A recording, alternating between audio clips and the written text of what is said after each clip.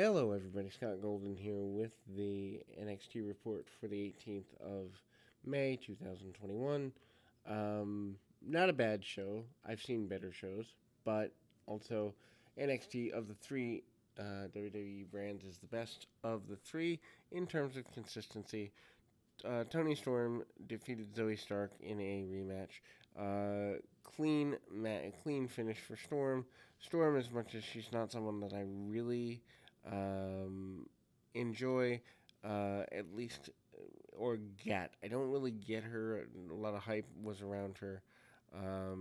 Anyway, so lots of good body language before the match. Stark is determined. Storm is basically angry. Storm slaps Stark across the face right at the bell as the bell sounds. A bunch of offense from Stark and leads to a dive to the outside. Uh, Storm bails out of the ring after taking a missile dropkick from Stark. Storm then trips Stark up and pulls her off the apron. Storm hits a hip attack and sends her into the ring step. Storms takes her time and works over Stark easily. Stark is able to kick out, but obviously she's in trouble. She fights back, countering Storm with a backslide for a near fall. Stark gets hit with a kick, and Storm gets knocked off her feet. Double down, show cuts to a picture-in-a-picture commercial break. Picture-in-a-picture may be where commercials are going. That doesn't mean I have to like it. Stark comes back as the show returns from the break. Stark blocks a Storm Zero with a Rana, and then Storm counters with a German suplex. Storm Zero for near fall. Then there is the finish with Stark getting a interesting win with a new move that I don't even know how to call because it's looks painful. Anyway, Frankie Monet holding her dog Presley comes out and she comes out for no random reason. She's stealing the spotlight. Monet debuts in the ring next week on NXT. Why they had her come out and prance around here, we don't know. Cameron Grimes arrives at the building in a fancy car. Jake Atlas and some other guys were making fun of Grimes. He comes back at Atlas, and Grimes gets in his face. They have a match later. Video package hype for the upcoming Karrion Kross and Finn Balor series or match. Basically, they hype the fact that Kross is probably going to be able to beat him, and how Kross has only not been NXT champion because he was injured, and Balor got pinned clean by Kross in the rematch. And the rematch is set for next week. Pat McCaffrey and Paul Heyman weigh in on the upcoming match being billed as Balor versus Kross 2. Jake Atlas defeats Cameron Grimes. This makes sense from the sense that Grimes can't seem to keep things going in his way. Atlas pins Grimes after Ted DiBiase, yes, the $1 Million Man, returns, distracting Grimes. Angle more than a match. Grimes cuts a promo on Ted DiBiase. Grimes throws retro footage of DiBiase losing the $1 Million Championship to Virgil in here. Grimes laughs at him for this. DiBiase chants are a thing, and they're piped into the arena. Grimes tries to attack Atlas from the beginning. Atlas sends him out of the ring. Grimes basically oversells this. Cut off. Atlas returns from the break. Grimes gets a near fall. Grimes works over Atlas. Atlas fights back. They go back and forth with a split screen showing a limousine arriving at the building. Limo is embroidered with a golden dollar sign. Grimes is getting beat up with a lariat, and Atlas gets a near fall. Atlas tries high-risk moves. Grimes counters him with a Spanish fly. Well-placed high spot. which is rare. Million Dollar Man's theme song blares over the PA system. Uh, Distracted Grimes is rolled up for the pinfall. DiBiase does his signature laugh at the expense of Grimes, and this is fun. Grimes runs out of the ring. He's chasing down DiBiase, and he pretends the limo's door would not open, but clearly it was unlocked. Grimes sold this big time anyway. DiBiase rolls down the window to tell Grimes that he did good, but Grimes is no $1 million man. DiBiase laughs at him again, and the limo speeds away. There's a sit-down interview with Pete Dunne in a pre-tape. Dunne basically is ready to be a superstar. He says that he is a number one contender anytime he wants to be. Then we go into something that doesn't need to happen. Killian Dane with Drake Maverick defeats Alexander Wolf with Marcel Bartel and Fabian Aichner.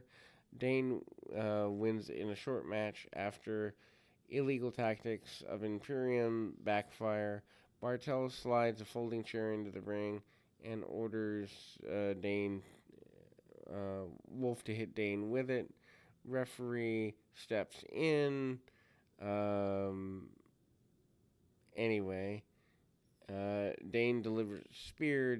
Dane then gets the pinfall in a short and pointless match. Imperium turn on Wolf.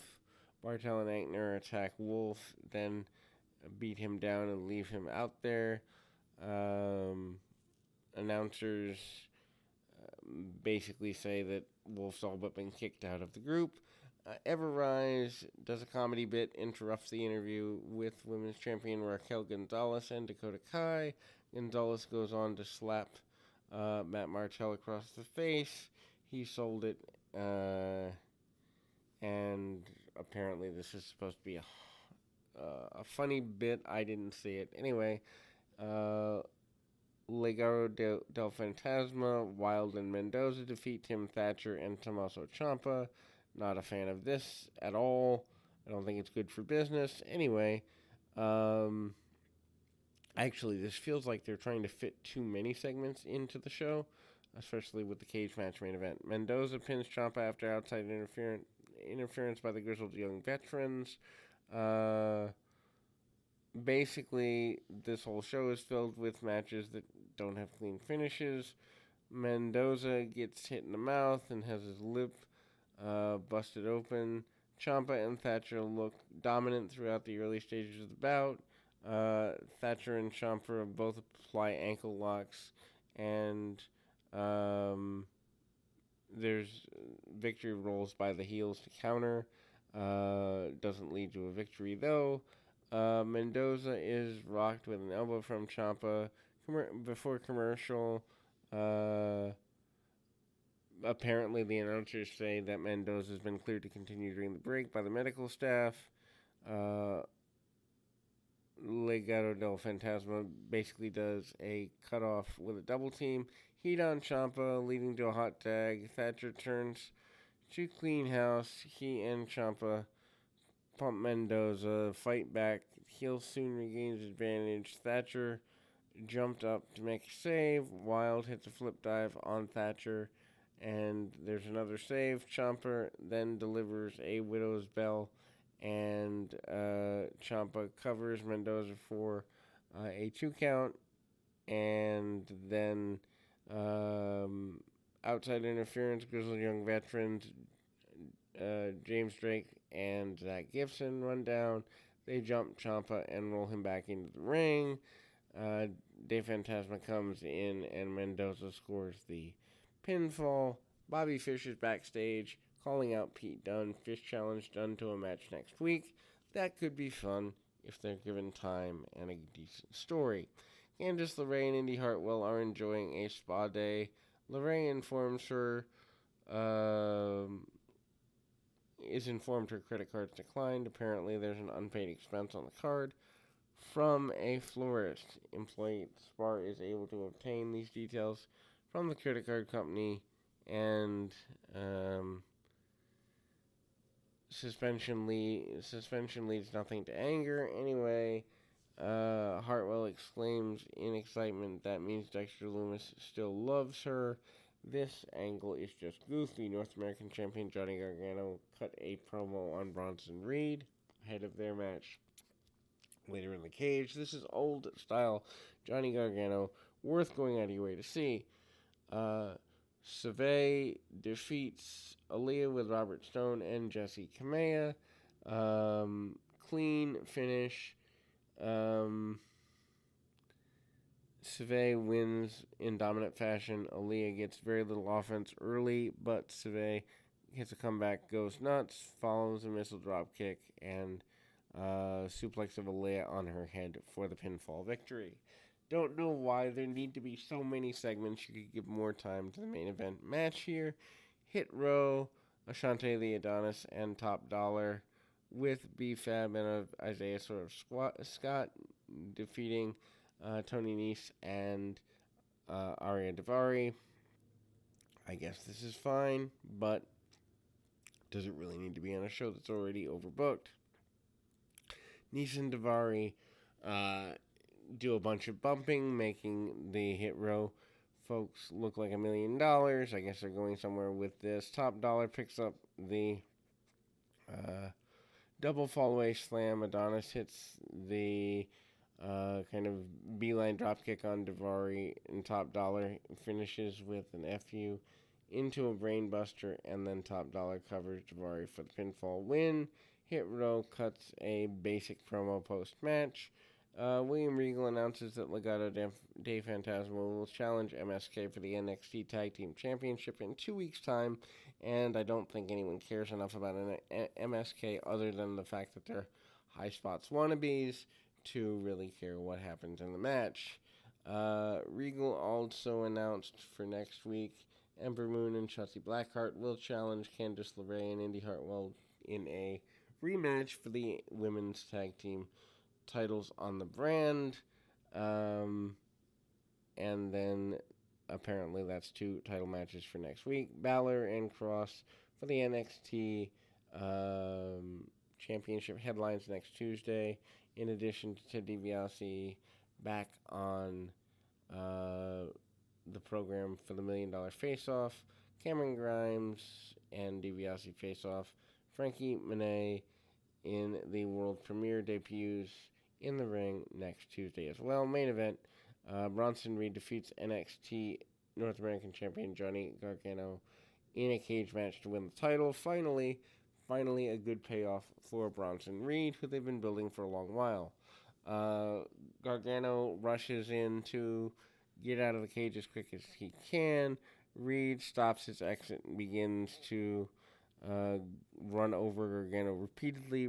Reed throws Gargano into a chinlock. Gargano moves out of the way and uses his signature slingshot.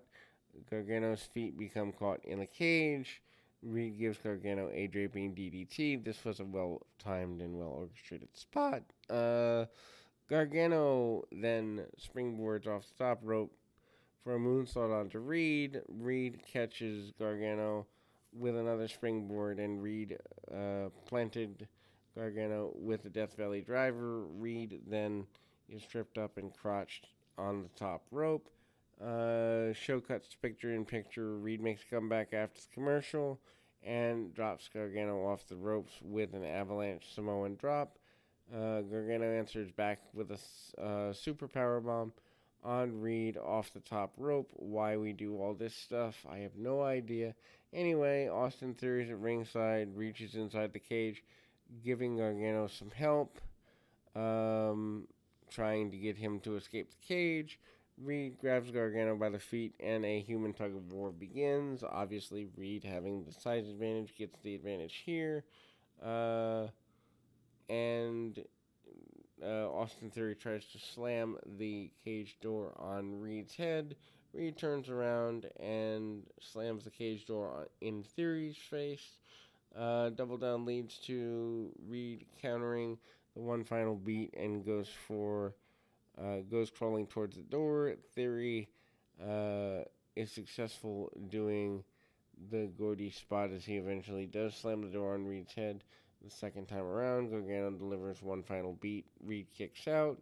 Gargano attempts to climb over Reed, but Gargano takes a power bomb. Theory interferes for a third time, climbing into the cage. Reed uh, swats him away. Reed then closes the door. Gargano cannot escape. Reed follows with a tsunami splash and covers Gargano for the new NXT champion to be crowned. This was not a bad show, but way too much going on. Probably one of the better NXTs in a while, but it seems like they're hot shotting because the ratings are falling, and I expect the ratings to continue to fall throughout the summer. In any event, until next time, keep your feet on the ground, your mind in the moment.